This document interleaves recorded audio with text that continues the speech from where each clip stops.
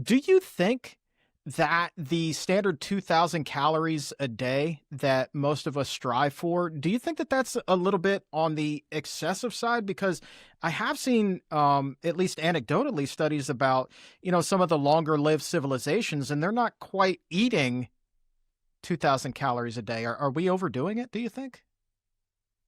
Oh, absolutely. Let's just break that down because I mean, we know that there's too much evidence to show that as body fat increases above 15% for a male, of percent body fat, and above 25% for a female, you have higher inflammation, more insulin resistance, excess estrogen production causing breast and prostate cancer, and of course, other parameters, immune suppression.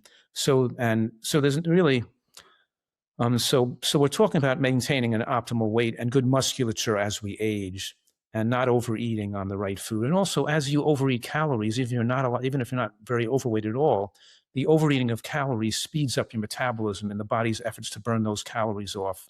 So it speeds up the respiratory quotient, the body temperature, and thyroid increases in function. So you're aging faster when you're overeating calories. So one of the most proven methodology to slow aging is eating the calories you require, but no extra.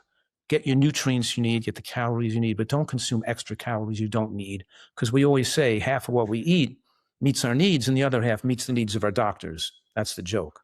But now to answer your Right. question more specifically, LeBron James, who's exercising all day long as a job and who's 6'9" or something, or 6 foot, 10, whatever he is, at needs a lot more calories.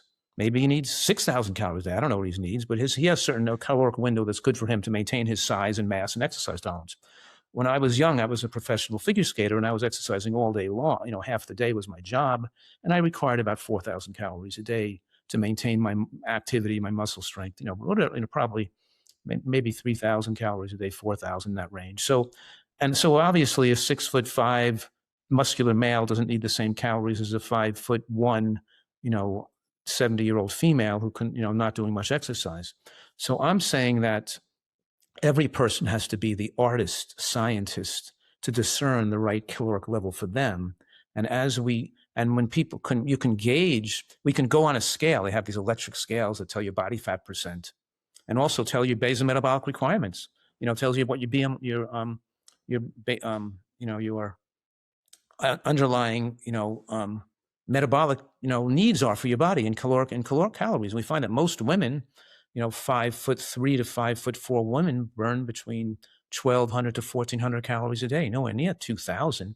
Men are probably in the 1,600 to 19,000 range, most average size males. Of course, if you're bigger and have more mass and you're much larger, it goes a little higher. So I'm saying there's no one caloric window that's right for everybody. And I'm suggesting that not only do we have to eat healthy, but we have to learn our own caloric window. So I can't give you your caloric window and you can't tell me mine. That would take some more investigation. And so maybe measurements, but also knowing you have to know your own body.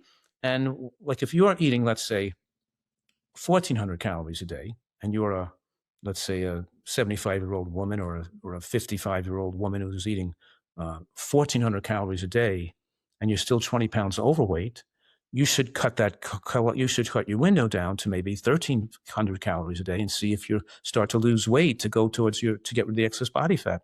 And if the 1,300 isn't working, maybe you're in the right window is between 1,100 and 1,200. And you should figure that out. And maybe it's, people who have more physical capacity and have more exercise tolerance, can consume more. And we really want people to burn off a few hundred calories a day so they can increase their window a couple of hundred calories over their basal metabolic requirements.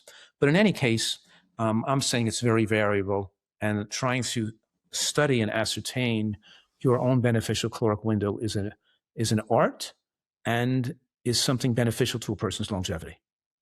It is. It seems like finding that proper window can be a bit like walking a tightrope, especially when you're trying to get all of the foods on your plate that you need to thrive.